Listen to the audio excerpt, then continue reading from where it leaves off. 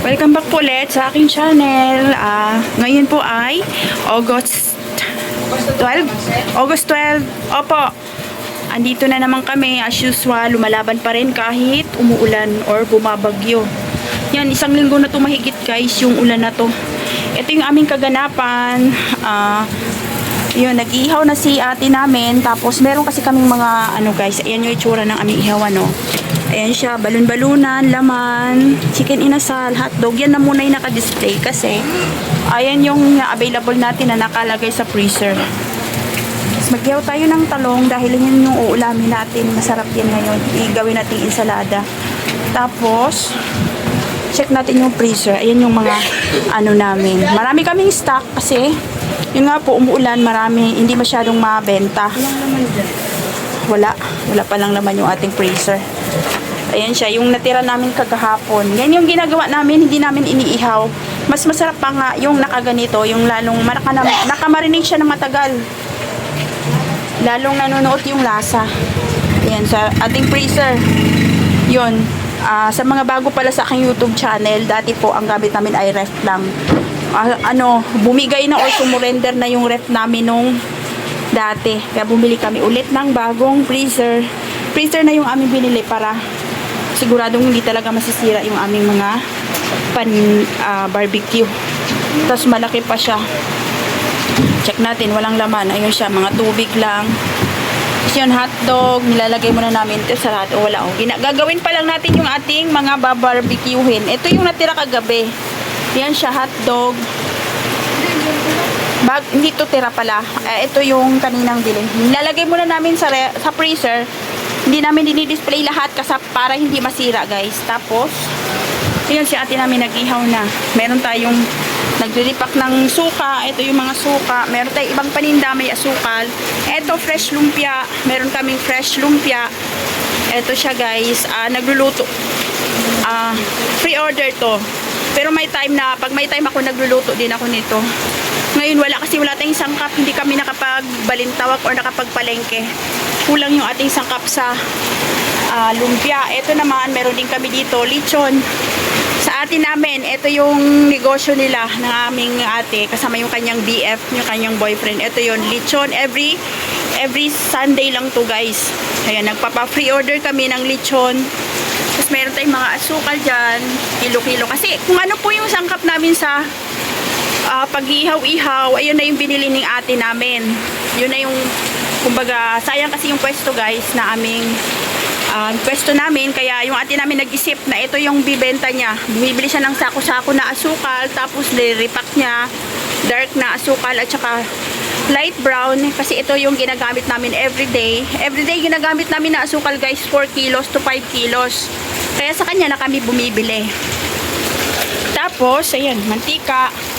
Bumibili din siya ng mantika na per container. Nire-repack din niya ng ganyan. Yung nakalitro. Tapos, ayan, may avocado kami. Mabenta yung avocado ng ate namin. Kung anong season ng prutas, yun yung binibili ni ate namin. Kasi yun, mga plastic. Yun yung mga plastic na yan. Yun yung ginagamit natin sa pang-araw-araw. Yan guys, yung kanyang binibenta. Yung plastic. Yan lang. Tapos, yung dahan-dahan. Maaga pa naman.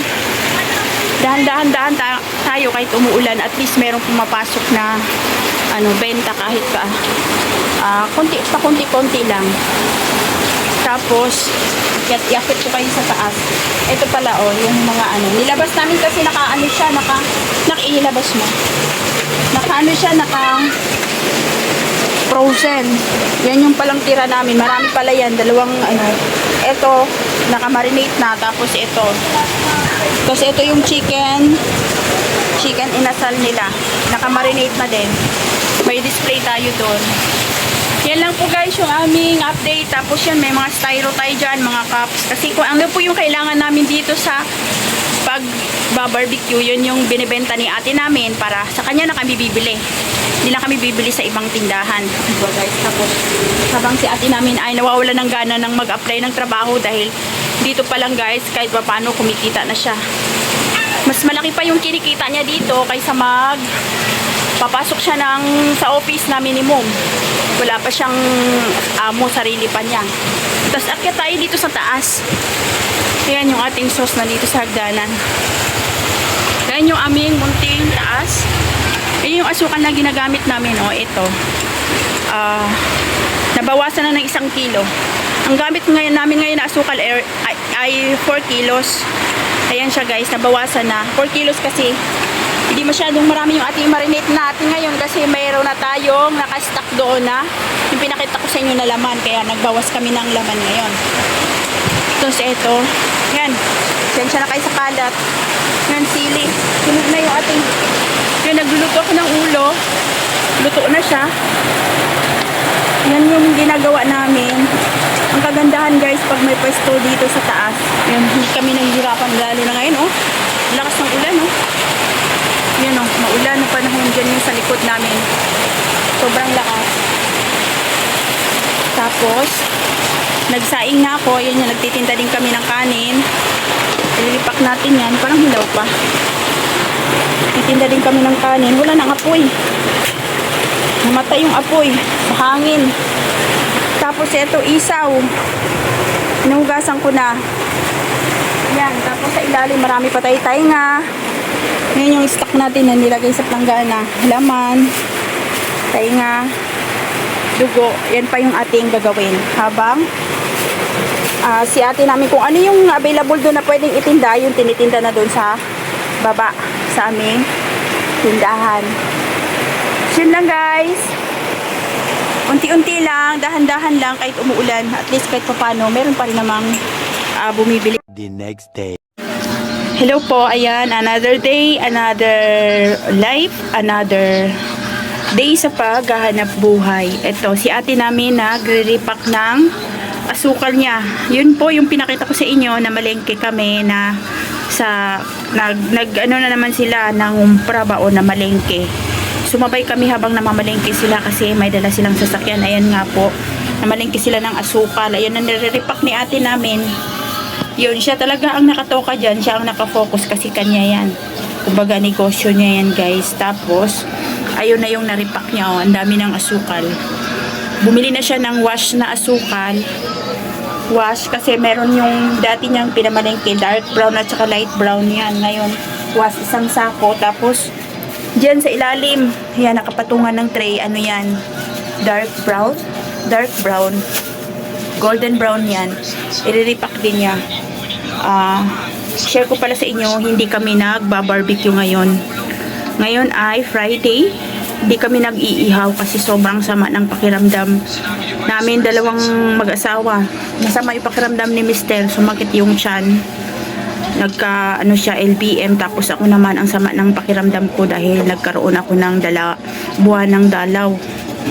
Nagdidysmenorrhea kasi ako guys pag meron ako, kaya ayun, sobrang sama talaga. Pinahinga muna namin, pero nag-open si ate dito, ate namin, habang nagre-repack siya ng asukal, nagbubukas pa rin siya. Kanina may naghahanap ng barbecue kaso wala talaga kaming maibibigay. Meron kaming stock sa freezer kaso hindi talaga namin kayang ibenta ngayon kasi nga sobrang sama ng aking pakiramdam. Nag-video lang ako ngayon ng ano para idugtong ko dito sa video ko para medyo humaba naman. Ayun, nag-display si ate ng uling. Ayun, ako nagtitik yung uling na yan, akin yan. Kasi kasabay yan sa pag-iihaw. Kailangan natin ng uling. Bumibili kami ng sako-sako ni Mr. Tapos nililipak ko. Ginagamit din namin dito. Ginagamit sa aming pag-iihaw. Tapos nagtitinda din kami ng uling. Tapos yun, may mantika, avocado. Yung avocado, paubos na yan. Asin. Yung tinda ng ate namin. Asin, asukal. Tapos, yun nga, mga plastic. Habang wala kaming barbecue, yan ang aming ginagawa. Yun lang guys, ang panahon pala, update sa panahon, ganun pa rin, ang sama pa rin ng panahon kaninang umaga, sobra. Tuloy-tuloy yung ulan, ngayon lang tumigil saglit, pero parang paamba na naman yung ulan. Parang paano na naman siya, paulan na naman. Tapos yun lang update natin para ma-update ko kayo. Thank you pala sa laging nanonood. Shout out sa laging nanonood sa aking video. Kay Sir, nakalimutan ko yung pangalan. Kahit hindi ako laging nag-upload, nakaabang pa rin pala kayo. Salamat po. Maraming salamat. At yun, nagtsatsaga kayo. Maraming salamat po sa inyong panonood at sa pag-support sa aking YouTube channel. Yun lang kaganapan natin dyan. Yan. Marami nang naripak si ate namin, no? Yung 1/2 na asukal, 1/4, tapos 1 kilo. Ayan yung 1 kilo na niripak niya. Tapos yun, yung mantika niya na binili nilang isang container, ubos na. Kasi nagre-repack siya ng tali-tali na nakabote, yung 12 pieces sa isang tali. Maraming nagbibili sa kanya, kaya ubos na kaagad yung isang container. Kaya siguro mga next day or mamalengke na naman. Masaya kami pag mamalengke sila kasi hindi na mahirapan si Mr. Hindi na magmumotor. Sumasabay na kasi kami sa kotse nila, sa sasakyan nila. At hindi na rin kami namamasahe. Yun, mas convenient. At ako din sumasabay kasi yun nga, may sasakyan at hindi ako mahirapan. Sasabay na rin ako sa paggawa ng pabili ng lumpia. Yun yung lumpia natin kahapon, hindi ako nakagawa. Sobra guys ang trabaho talaga. Gusto ko mang magawa ng lumpia araw-araw, hindi ko magagawa kasi yung barbecue pa lang ang hirap na. Kaya ngayon habang medyo umayos-ayos na yung pakiramdam ko, magagawa ako ng lumpia para sa bukas or mamaya magawa ko.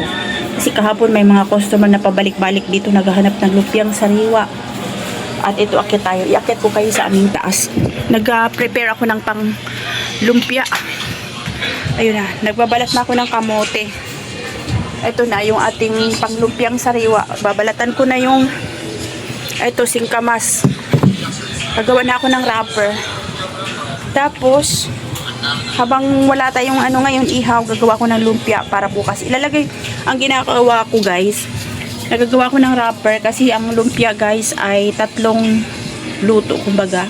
Gagawa ka ng wrapper, gagawa ka ng dito, ipapakita ko kayo dito ko kayo ipakita habang nagkukwento ako. Gagawa ka ng wrapper, gagawa ka ng gulay yung ipapalaman, gigisa mo yun, tapos gagawa ka ng sauce. 3 luto kumbaga yung lumpia, kaya matrabaho. Kaya ang ginagawa ko, gagawin ko ngayon yung wrapper at saka yung sauce. Tapos bukas yung gulay or di kaya mamaya kung kaya. Tapos piniprepare ko yan, nilalagay ko sa ref. Hindi naman siya nasisira. Nilalagay ko sa ref. Yun lang guys. Tapos para kahit paano meron tayong maibibigay sa mga customer na naghahanap ng lumpiang sariwa. Kasi talagang ito nung nakaraan pa to. Pwede pa siguro yan. Talagang hinahanap nila yung lumpia sariwa. Nagsaing pala ako ng kamote. Ayan, sunog na. Yun lang guys. At yun, yung ating panahon makulimlim pa rin. Ayun pabagsak pa rin yung ulan. At yun lang, thank you for watching. At ulitin ko po, maraming salamat po sa inyong panonood, sa inyong walang sawang suporta kahit paunti-unti lang. Andyan pa rin kayo kumakapit sa mga video ko sa aking channel. Maraming salamat po ulit and God bless po sa ating lahat. Bye bye po.